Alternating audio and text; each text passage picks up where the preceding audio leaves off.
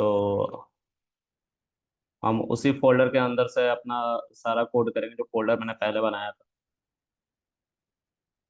VS code से हम इसको करेंगे।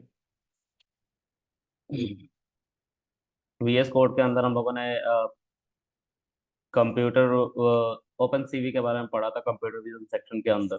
ठीक है, हम उसके आगे मूव करेंगे। हम अब मशीन लर्निंग मॉडल ट्रेन करेंगे कंप्यूटर विजन में। तो इमेज से रिलेटेड हम बात कर रहे हैं, तो इमेज से रिलेटेड ही काम यहाँ पे हम करने वाले हैं। मतलब पिक्चर पिक्चर के अंदर फोटो डिटेक्ट करना, ऐसा काम हम करने वाले हैं। देखो, पहले तो ऐसा है कि एक सपोज करो कि ऐसा इमेज होगा। ठीक है, उस इमेज में ये फेस है। जैसे हम मोबाइल का कैमरा जब स्टार्ट करते हैं, तो मोबाइल का कैमरा स्टार्ट करते ही हमारा वो चेहरा उसमें डिटेक्ट कर लेता है कैमरा। ठीक है, और हमारे स्क्रीन पे शो करता है मोबाइल। ठीक है, तो उसी तरह का कुछ होने वाला है। तो यहाँ पे भी एक ऐसा चेहरा होगा जिसके इर्द गिर्द स्क्वायर बन जाएगा। ठीक है, हम इसको चेंज भी कर सकते हैं, हम इसको ओवल कर सकते हैं, रेक्टेंगल कर सकते हैं। लेकिन बाय डिफॉल्ट ये स्क्वायर रेक्टेंगल, यही दो शेप पे ज्यादातर अपने आप ही फिक्स्ड हो जाता है। आप ओवल भी कर सकते हो, मतलब जिस शेप में चाहो उस शेप में आप उसके इर्द गिर्द, मतलब चेहरे के इर्द गिर्द आप बाउंड्रीज बना सकते हो। तो इसी को हम मशीन लर्निंग टेक्निक से करने वाले। ठीक है, मशीन लर्निंग टेक्निक से मतलब ऑटोमेट करके हम, एक तो तरीका ये है कि एक इमेज उठाओ। ठीक है, जैसे ये सचिन का इमेज था यहाँ पे सचिन का ये इमेज है। तो एक तो तरीका ये है कि सचिन के इमेज के इर्द गिर्द हम स्क्वायर बनाते हैं। ठीक है, सचिन के चेहरे के इर्द गिर्द ऐसे हम स्क्वायर बिल्ड करते हैं। ठीक है, ये एक तरीका हो, ये और मैनुअल तरीका। अगर यही मशीन लर्निंग का मॉडल करने लग जाए, मतलब वो खुद ही चेहरा डिटेक्ट करने लग जाए, तो ये ऑटोमेट हो गया। मशीन लर्निंग का काम है चीजों को ऑटोमेट करना, जहाँ पे ह्यूमन इंटरवेंशन को खत्म किया जाता है कि ह्यूमन अपना काम ना करके मशीन ही उसको अपने आप ही एनालाइज करे। ठीक है, तो इसी को हम बिल्ड करने वाले हैं। लेकिन उससे पहले ये बनता कैसे है रेक्टेंगल, इसके बारे में हम सीखने जा रहे हैं। ठीक है, कि ये रेक्टेंगल कैसे बनेंगे, पहले मैनुअल बना लेंगे। फिर उसके बाद हम एक मॉडल ट्रेन करेंगे और फिर वो डिटेक्ट करेगा। बाय डिफॉल्ट ये खुद ही वो बनाने लग जाता है। ठीक है, तो इसको कैसे बिल्ड करेंगे। तो हम यहाँ पे इमेज को रीड कर रहे थे बार बार। ठीक है, हम उस इमेज को ले आते हैं। ठीक है, और यहाँ पे हम सिर्फ सचिन के इमेज को देखना चाहते हैं। ठीक है, तो ये ऐड वेट वगैरह का कॉन्सेप्ट मैं हटा देता हूँ। ठीक है, और केट का इमेज भी हटा देता हूँ। मुझे सिर्फ सचिन के इमेज को बिल्ड करना है, तो उसी के ऊपर स्क्वायर बिल्ड करना है। तो यहाँ पे हम सचिन लिखेंगे, सचिन लिखेंगे। ठीक है, क्योंकि सचिन के इमेज को हम बिल्ड करना चाहते हैं। कह रहा है कि CV2 is not defined, CV2 नहीं है। तो CV2 नहीं है तो CV2 को हमें इंपोर्ट करना पड़ेगा, मतलब बुलाना पड़ेगा। हमने इस कंप्यूटर विजन को पढ़ने से पहले CV2 के बारे में पढ़ा था, और CV2 को मैंने बताया था कि एक ओपन सोर्स लाइब्रेरी जो फ्री है, जिससे हम फेस रिलेटेड काम करते हैं, कंप्यूटर विजन रिलेटेड काम करते हैं, जहाँ से कैमरा से रिलेटेड काम। तो हमें पहले इसे इंपोर्ट करना पड़ेगा। इंपोर्ट CV2, जैसे ही आप इंपोर्ट करोगे फिर इसको चलाओगे तो ये इमेज बना के देगा। नीचे देखो एक विंडो।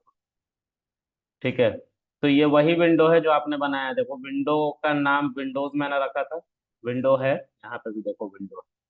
उसके ऊपर सचिन की इमेज दिखाई दे रही है। अब कोई भी बटन प्रेस करूंगा तो ये डिसअपियर हो जाएगा। तो यहाँ पे वेट की जो है वो मैंने पैरेंथेसिस लगा के रखा हुआ है, मतलब इसके अंदर कोई वैल्यू नहीं दी। अगर कोई टाइमर मैं सेट कर देता तो ये खुद ब खुद डिसअपियर हो जाता, लेकिन अभी नहीं होगा। अभी किसी भी कीबोर्ड के बटन को अगर मैं प्रेस करूंगा तो ये रिमूव हो जाएगा, और ये हो गया। ठीक है, अब इस इमेज के ऊपर हमें फिर से उस इमेज को ले आता है। इस इमेज के ऊपर ही हमें एक स्क्वायर बनाना है। ठीक है, एक स्क्वायर बनाना है।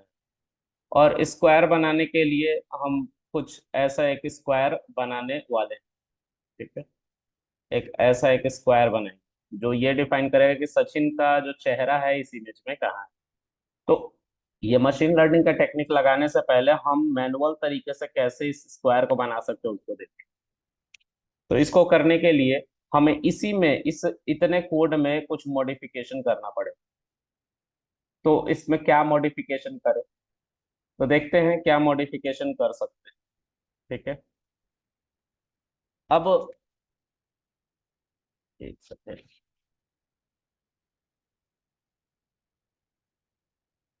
ओके, तो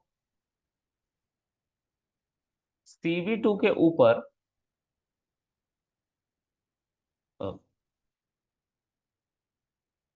CV2 में एक रेक्टेंगल करके होगा।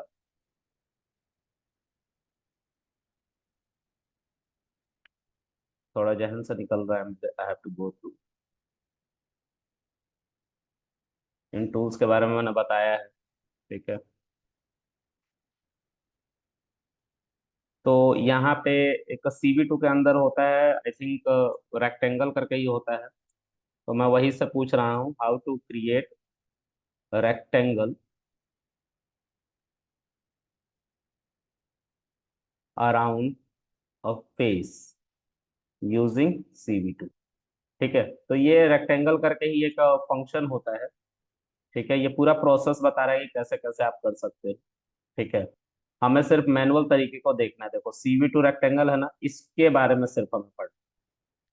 इसमें क्या चीजें हैं मैं एक एक करके इसको बताता हूँ। ठीक है, तो हम अपने कोड में वापस जाएंगे। This is our code. ठीक है, इस पे हम आ। ठीक है, इसको मैंने यहाँ पे पेस्ट किया, इतने कोड। ये जो ऊपर का आप कोड देख रहे हो इसको पेस्ट। ठीक है, यहाँ पे कुछ पैरामीटर्स है। तो यहाँ पे इमेज था, ये एक्स और वाई है, ये है, और W और H इसमें ऐड हो गया, एक्स और वाई। तो ये एक्स वाई क्या है, ये क्या है। ठीक है, एक टपल जिसके अंदर तीन वैल्यूज है, ये क्या है, ये टू क्या है। तो इन सब के बारे में हम एक एक करके समझते हैं। तो इमेज की बात करेंगे पहले। इमेज जो है वो और कुछ नहीं बल्कि ये सचिन, मतलब जो हमने इमेज यहाँ से रीड किया है और जिस वेरिएबल में मैंने स्टोर किया वो सचिन है। सचिन इमेज की जगह पे अपने आप को रखेगा। तो हम यहाँ पे इसको कॉपी करते हैं और इमेज की जगह पे पेस्ट कर देते हैं। अब एक्स और वाई क्या है, चलो एक्स और वाई देखते हैं कि क्या है। तो जब तुम सचिन की इमेज को पेंट की मदद से खोलोगे, ठीक है, सचिन की इमेज को पेंट की मदद से खोलोगे। एक बार इसको ओपन करते हैं कंप्यूटर विजन के अंदर, सचिन। ठीक है, तो यहाँ पे देखो, यहाँ पे दिया हुआ है कुछ पिक्सल्स, यहाँ पे 160 206 तो इसका मतलब ये है कि कि इसमें ये जो है ये एक्स एक्सिस, और ये जो है नीचे की तरफ ये है वाई एक्सिस।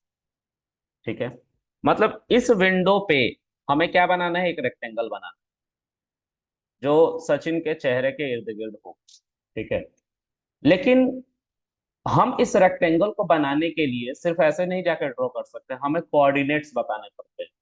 अगर मान के चले कि ये हमारा एक कोऑर्डिनेट सिस्टम, ये एक्स लाइन है, ये वाई लाइन है। ठीक है, ये माइनस एक्स की साइड है और ये माइनस वाई की साइड।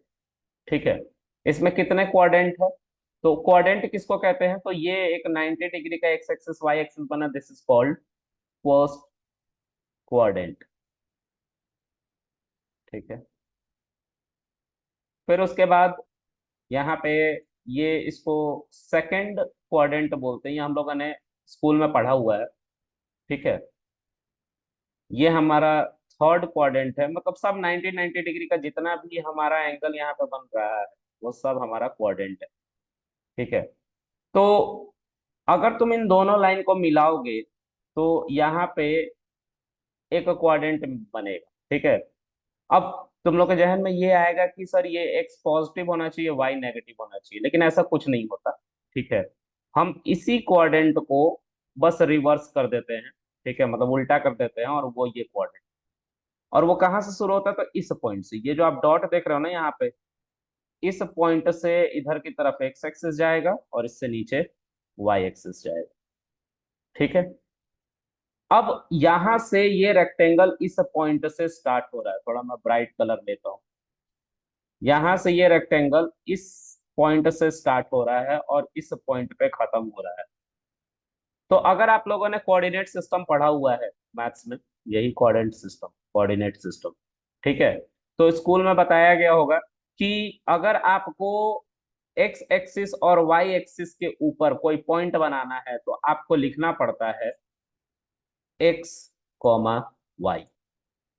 ठीक है, तो ये जो पॉइंट है जो आपने यहाँ पे ये क्रॉस बनाया है, ठीक है, इसको मान लेते हैं ए पॉइंट, और ये जो है इसको मान लेते हैं बी को।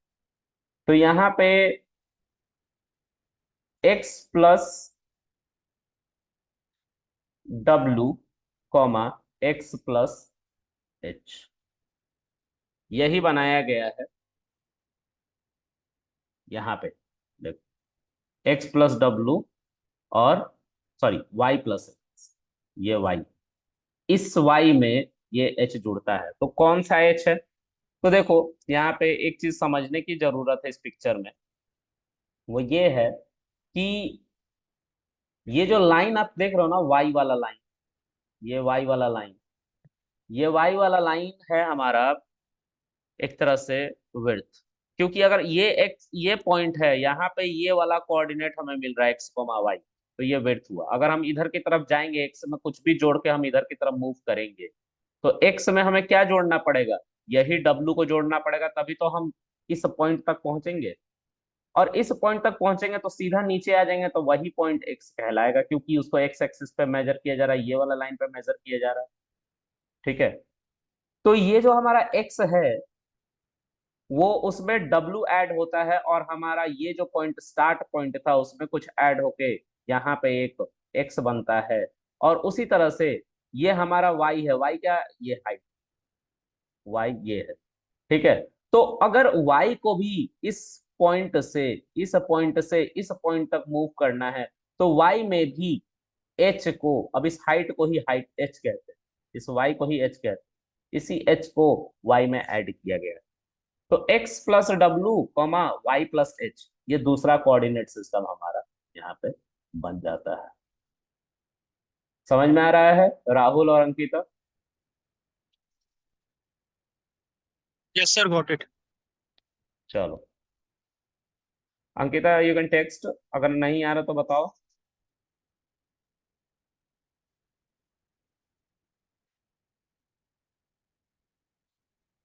चलो, अब इसी चीज को हमें मैन्युअली पहले ड्रॉ करना है, फिर उसको हम मशीन लर्निंग टेक्निक से करेंगे। मशीन लर्निंग टेक्निक से करेंगे तो बहुत सारी चीजें आ जाती हैं बिहाइंड द सीन जो चलती हैं। मैं सबके बारे में एक एक करके एक्सप्लेन करूंगा। अभी सिर्फ ये एक्सप्लेन किया कि ये दो कोऑर्डिनेट हमें चाहिए, और यहाँ पे जो आप एक्स प्लस डब्लू और वाई प्लस डब्लू देख रहे हैं, वो ये बी पार्ट है। और जो एक्स कोमा वाई देख रहे हैं, ये हमारा ये वाला पार्ट है, किसका? सचिन के इमेज का। अगर फिर से मैं वो इमेज लेके आऊं सचिन का, देखो सचिन का ये इमेज है, उसके ऊपर ये सब ड्राइंग बनी।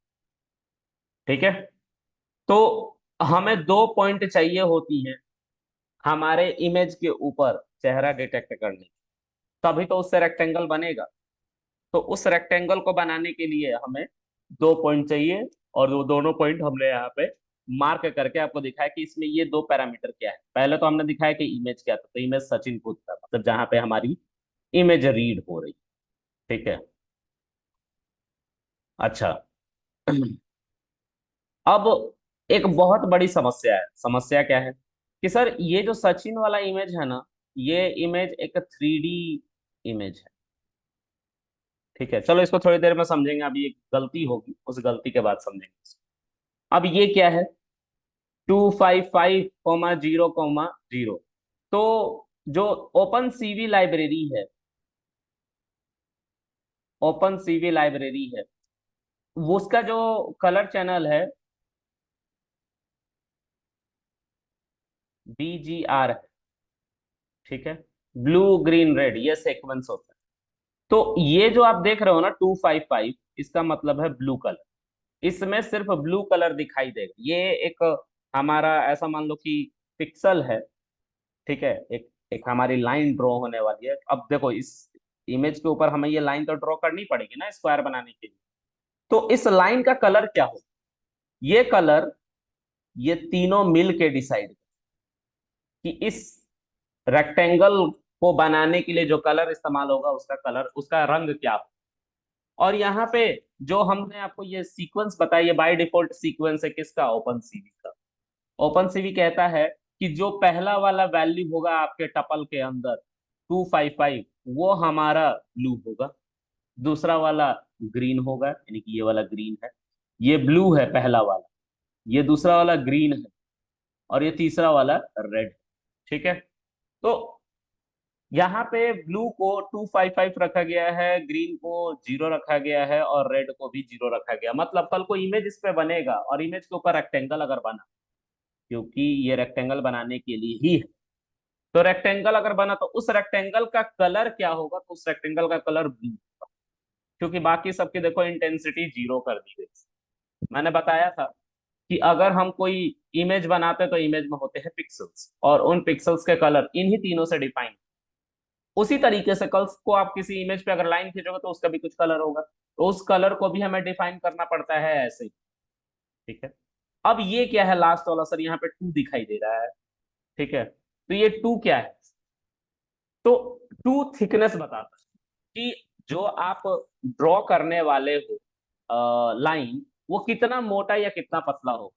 मतलब उसकी लाइन, ये जो लाइन है वो कितना मोटा और कितना पतला होगा, ठीक है। उसको डिफाइन करने का काम ये 2 करता है।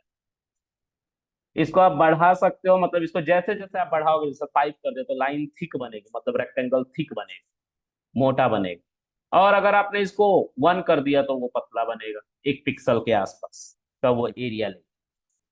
अगर 2 लिखा 2 पिक्सल, 3 लिखा 3 पिक्सल, 4 लिखा 4 पिक्सल, ऐसे करके हो, ठीक है। तो ये है हमारा लाइन ड्रॉ करने का, रेक्टेंगल बनाने का पूरा का पूरा फॉर्म, ठीक है। ये जो पूरा लाइन आप देख रहे हैं, तो इसमें कोई डाउट है राहुल?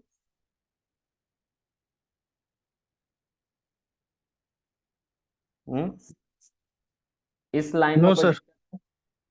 चलो, अब एक गड़बड़ होगी। गड़बड़ क्या होगी उसको देखते हैं। तो ये हो गया, हमने इमेज बनाने के लिए सब कुछ ठीक ठाक कर लिया। अब हमें अंदाजे से अंदाजे से एक्स और वाई की वैल्यू लेनी पड़ेगी। हमें एक्स और वाई बताना पड़ेगा, एक्स वाई बताना पड़ेगा, और डब्ल्यू और एच बताना पड़ेगा। तो भाई एक्स और वाई और डब्ल्यू और एच कैसे बताएंगे, कैसे पता लगाएंगे? तो हमने बोला कि अभी अंदाजा लगाते हैं। अंदाजा क्या लगाते हैं, इमेज को थोड़ी बड़ी कर देता हूँ, कि ये सचिन का इमेज है। अब सचिन के इमेज में जो चेहरा है, क्योंकि हम मैनुअल काम करें इसलिए अंदाजा लगा रहे हैं। तो अगर हम ऐसा कुछ, एक second, let me change the colour. अगर हम ऐसा कुछ रेक्टेंगल बनाएंगे, ऐसा कुछ रेक्टेंगल बनाएंगे, तो एक तो हो गया ये वाला पॉइंट, और दूसरा हो गया ये वाला पॉइंट। ये दोनों पॉइंट हमें बताने पड़ेंगे, ठीक है। इन दोनों पॉइंट को बताने के लिए हमें एक्स और वाई की वैल्यू चाहिए।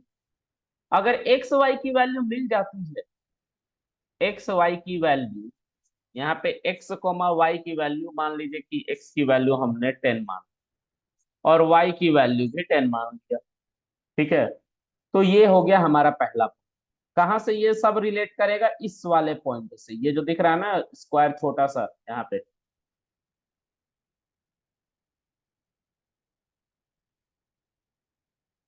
एक सेकेंड, हाँ। ये जो आपको दिख रहा है ना छोटा सा, इस पॉइंट से इसकी दूरी एक्स और वाई, ठीक है। उसी को हमने अज्यूम किया, एक्स मान लिया 10 और वाई मान लिया 10। ये पिक्सल है, ये 10 जो है ये पिक्सल है। मतलब हमारा जो इंटरप्रेटर होगा वो मान के चलेगा कि यहां से इधर की तरफ हमें 10 पिक्सल आगे की तरफ जाना है, और y की वैल्यू देख के वो मानेगा कि इसी पॉइंट से नीचे की तरफ हमें 10 पिक्सल नीचे जाना है। अब इन दोनों का जो क्रॉस सेक्शन एरिया होगा, यही है ये पॉइंट। X comma Y. ठीक है, हमने जब भी ग्राफ बनाया है, तो जब हम किसी एक्स वाई एक्सिस में कोई ग्राफ बनाते हैं तो हमें एक्स और वाई की वैल्यू पता होनी चाहिए, और उसका क्रॉस सेक्शन एरिया ही एक पॉइंट बनता है, वही है ये पॉइंट। अब कल को एक पॉइंट तो हमें मिल गया, अब इसी एक्स में हमें डब्लू को ऐड करना पड़ेगा। अब ये डब्लू क्या है, तो अगर इस इमेज को देखोगे तो एक्स एक्सिस में इस पॉइंट से इस पॉइंट तक जाने के लिए हमें एक पिक्सल पास करना पड़ेगा, हमें मल्टीपल पिक्सल पास करने पड़ेंगे, इसी को इसने डब्लू कह दिया। ठीक है, आप कुछ भी कह सकते हैं, आपकी मर्जी। ठीक है, आप एक्स वाई को भी कुछ भी कह सकते हैं, ए बी मान लो। ठीक है, तो ये डब्लू है। अब ये डब्लू कोई ना कोई नंबर होगा, मान लेते हैं कि 100। 100 क्या पिक्सल। तो अगर एक्स में डब्लू को ऐड करोगे तो पहले एक्स 10 था, बाद में वो कितना हो जाएगा, तो वो हो जाएगा 150 पिक्सल। कौन, एक्स, 150 पिक्सल हो जाएगा। ठीक है, उसी तरीके से अब यहाँ पे y है, तो इस लाइन में देखा जाए तो यहाँ पे वो y मिलेगा। तो इसी y में अगर यहां से इस पॉइंट से लेके इस पॉइंट तक मूव कराना है y को, तो तुम्हें h नाम का एक वेरिएबल देना पड़ेगा, और h को मान लेते हैं 200, नहीं 150 मान, h को 150 मान लेते हैं। तो h में अगर तुम, सॉरी y में अगर तुम h को ऐड करोगे, y में अगर तुम h को ऐड करोगे तो y प्लस, एक सेकेंड, y प्लस h, तो y 10 था और h था 150, ये हो जाएगा 160। ठीक है, तो अब यहां पे x comma, sorry my bad, x plus W comma Y plus h, ये हमारा पी पॉइंट निकल गया जो इसको इंडिकेट। ठीक है, तो ये दोनों हमें पॉइंट चाहिए, तभी हम एक रेक्टेंगल बना सकते हैं एक इमेज के। ठीक है, चलो ड्रॉ करते हैं इसे, है ना। तो मैंने जो जो वैल्यू मानी है वो यहाँ पे दिख गया सबको। पहला वैल्यू, पहला पॉइंट यानी कि A point, this is called A. इस ए पॉइंट पे एक्स और वाई की वैल्यू हम 10 10 रखेंगे। चलो चलते हैं रखने अपने कोड में। तो हमने एक्स की वैल्यू, इस सबसे ऊपर रख लेते हैं, एक्स की वैल्यू हमने 10 मान ली, और वाई की वैल्यू हमने 10 मान। देखो, एक्स को 10 माना, वाई को 10 माना, मान लिया। अब डब्लू को कितना माना है, 100, तो डब्लू को हमने 100 माना है। उसी तरीके से हमने एच को माना है 150। ये सब पिक्सल्स है, लिखने की जरूरत नहीं होती है, पिक्सल ये खुद ही अज्यूम करता है ओपन सी। जब आप इसको चलाओगे तो एक एरर आएगा, नहीं आया, चलो बढ़िया बात है, नहीं आया। आ गया हमारा रेक्टेंगल। ठीक है, ये हमारा रेक्टेंगल। तो ये रेक्टेंगल देखो अभी भी पूरे चेहरे को कवर नहीं करा, थोड़ा सा खिसका हुआ है। अगर हम इसको और अच्छे से बिल्ट करें तो ये यहां पे होना चाहिए था, ऐसे करके। देखो, ऐसे करके होना चाहिए। तो हमें लगता है कि ये जो 10 पिक्सल ऊपर से यहाँ आया है और इधर साइड से 10 पिक्सल आगे की तरफ पॉइंट ये बना हुआ है, और ये पॉइंट जो बना हुआ है, इन दोनों को थोड़ा और आगे शिफ्ट कर देंगे। तो हम अब 10 10 ना मान के, मुझे लगता है कि ये जो ऊपर से यहां से लेके यहां तक की जो लेंथ होगी, ये मुझे लगता है कि 20 पिक्सल के आसपास, और यहां से यहां तक की जो होगी ये 25 पिक्सल के आसपास, मुझे लगता है ऐसा होगा। ठीक है, तो हम पहले इस पॉइंट को ठीक करते हैं। ठीक है, एंटर प्रेस कर रहा हूं। ये समझ में आ रहा ना कि मैं क्या कर रहा हूं। हम्म, 20 एंड 25। देखो, इस बार हमारा पॉइंट थोड़ा सा नीचे आया है, ये जो था हमारा ब्लू वाला स्क्वायर, ये देखो थोड़ा सा नीचे आया हमारे पिक्सल के बदलते ही। हमने जैसे ही इसको 20 माना और 25 माना, देखो थोड़ा सा नीचे हो गया है हमारा ब्लू वाला रेक्टेंगल। ठीक है, अब थोड़ा सा इस पॉइंट को थोड़ा आगे और हम भेजेंगे। इस पॉइंट को, विड्थ को, ये विड्थ की बात कर रहा हूं, ठीक है, ये हम विड्थ की बात कर रहे हैं। मतलब एक्स एक्सिस में मुझे बदलाव करने की जरूरत है, क्योंकि वाई एक्सिस ऑलरेडी नीचे वाला लाइन के पास ही है। एक्स एक्सिस में थोड़ा हेर फेर है, तो इस एक्स एक्सिस को बढ़ाने की जरूरत है। तो मैं मान के चलता हूँ 20 पिक्सल अगर मैं बढ़ाऊंगा, तो हमारा ये जो ब्लू वाला लाइन है, ये वाला, ये इस रेड वाले लाइन के आसपास आ जाए। तो चलो हम W को बढ़ाते हैं, W को हम बढ़ा रहे हैं, W को हम 20 पिक्सल बढ़ाएंगे। और देखो ओवरलैप कर गया ब्लू वाला लाइन रेड वाला लाइन। ये समझ में आ रहा है गाइस? ये को समझ में आया कि क्या हुआ अभी? हाँ,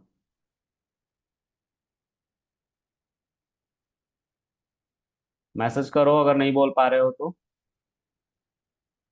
एटलीस्ट आई शुड नो ना कि क्या हो रहा है, आप लोगों को समझ में आ भी रहा है कि नहीं आ रहा है।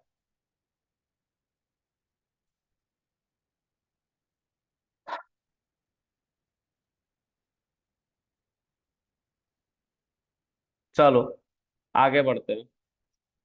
तो अब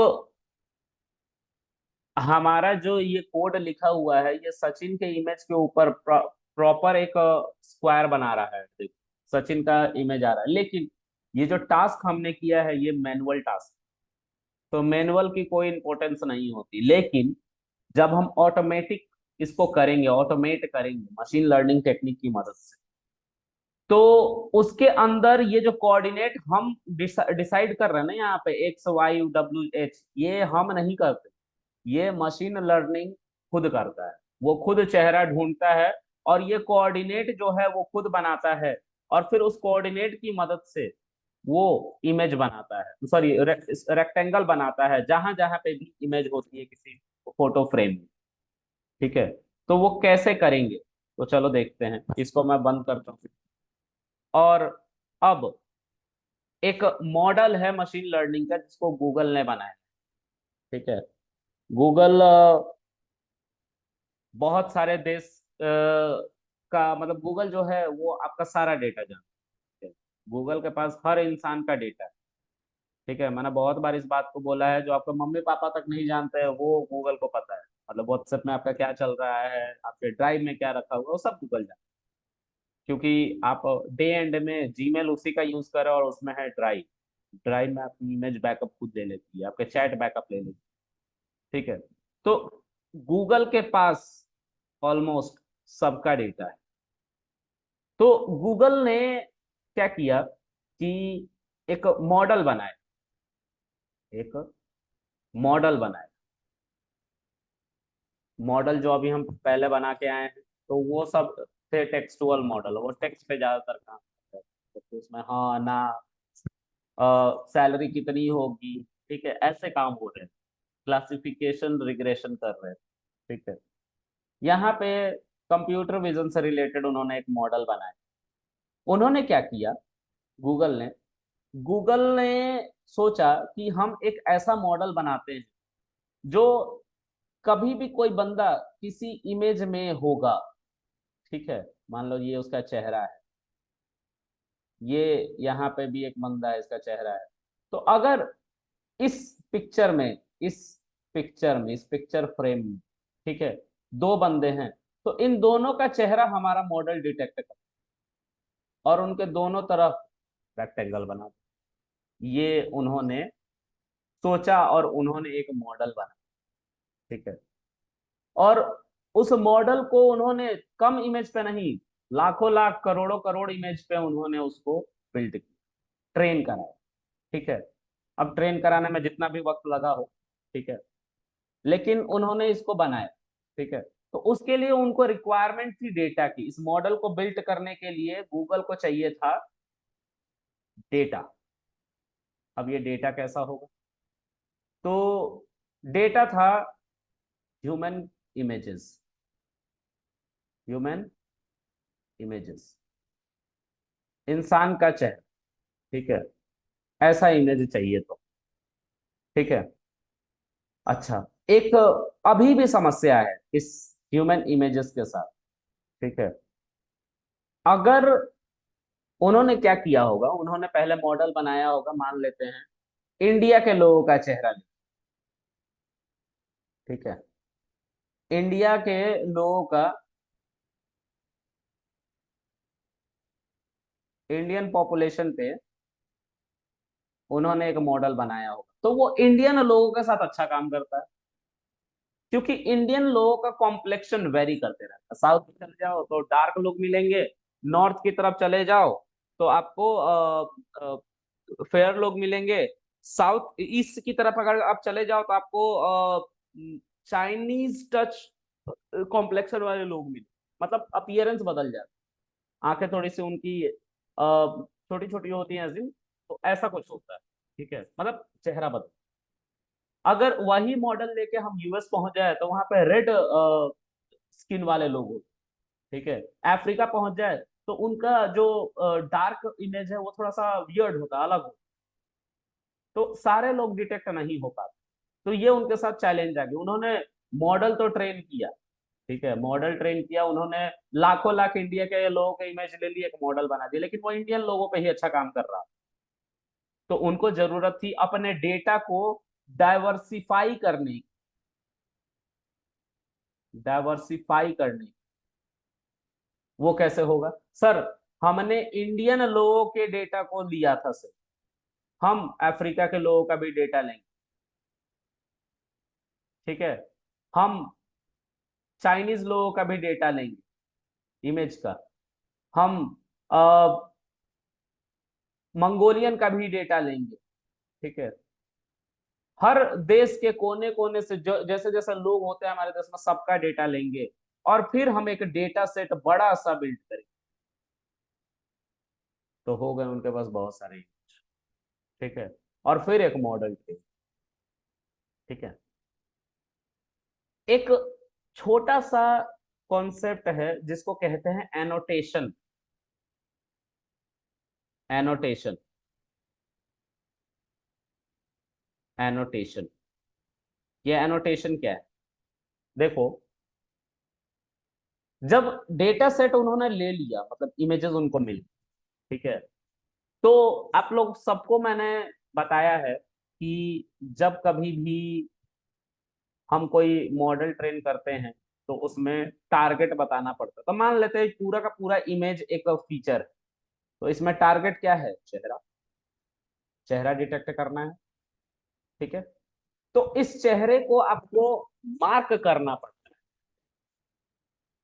अगर आप मॉडल अपना बनाना चाहते हैं गूगल की तरह, तब तो आपको मार्क करने कैसे करोगे, तो नॉर्मल ऐसे जाके आप स्क्वायर बना दोगे तो उसको मार्किंग नहीं कहते, उस मार्किंग में क्या होता है, एक इमेज जैसे आपने ये दिया तो इसमें चेहरा कहाँ है उसका आपको एक्स एक्सिस वाई एक्सिस देना पड़ता है, और यहाँ का भी आपको कोऑर्डिनेट देना पड़ता है, दोनों देने पड़ते हैं, इसी को कहते हैं हम एनोटेशन।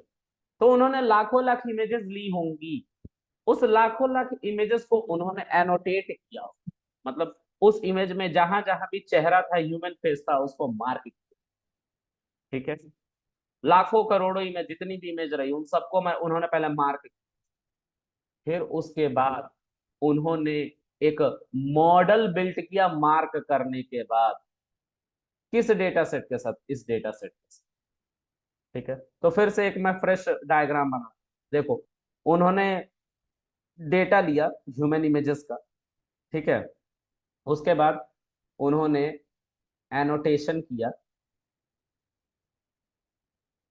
ठीक है, कि कहाँ पे इमेजेस है, हर हर पिक्चर में कहाँ पे इमेजेस, ठीक है, उसके बाद उन्होंने फर्दर उससे एक, उसके ऊपर कोई मॉडल चलाया होगा, लीनियर रिग्रेशन चलाया होगा, सॉरी लॉजिस्टिक रिग्रेशन चलाया होगा, एडा बूस्ट चलाया होगा, मतलब क्लासिफिकेशन के मॉडल, ठीक है, कुछ भी चलाया, एक मशीन लर्निंग का मॉडल चलाया हो। अभी मैं उतना डेप्थ में नहीं जा रहा हूँ उस मॉडल की, उन्होंने अपना एक मॉडल चलाया, ठीक है, तो उस मॉडल को चलाने के बाद उनके पास एक मॉडल बन के आया, मतलब उसके ऊपर एल्गोरिदम चलाने के बाद एक मॉडल बन के आया, उस मॉडल से उन्होंने प्रिडिक्शन कराया कुछ रैंडम इमेजेस, जैसे मान लो कि ये एक इमेज है, इस इमेज में कुछ लोग हैं, ठीक है, कुछ लोग हैं। जब इस इमेज को हमने इस मॉडल को पास किया, तो इस मॉडल ने क्या किया, इस इमेजेस को एज अ इनपुट लिया, इस पिक्चर को एज अ इनपुट, इस पिक्चर 2 को एज अ इनपुट लिया मॉडल ने, और फिर एक आउटपुट जनरेट किया, यहाँ पे आउटपुट लिया, आउटपुट जनरेट किया, और उस आउटपुट में ये जो चेहरा था, ये चेहरा था, और ये जो चेहरा था, इन तीनों चेहरे के इर्द गिर्द ऐसे स्क्वायर बना के रख दिया, और ये हमारा डे एंड का आउटपुट, यही हमारा आउटपुट, ठीक है। तो इतना सारा काम हुआ, ठीक है, बात समझ में आ गई। तो पहले यहाँ पे ये पहला स्टेप था, data collection, data collection, data collection जब किया गया होगा, this is the first step, data collection. उसके बाद यहाँ पे डेटा आ गया, और डेटा में ह्यूमन फेसेस थे, और सेकंड वाला पार्ट था एनोटेशन, ये सेकंड पार्ट है एनोटेशन। थर्ड पार्ट है परफेक्ट मॉडल उसके लिए पिक करना, और फिर उसके बाद उस मॉडल को चलाना। जब उस मॉडल को उन इमेजेस पे चलाया गया,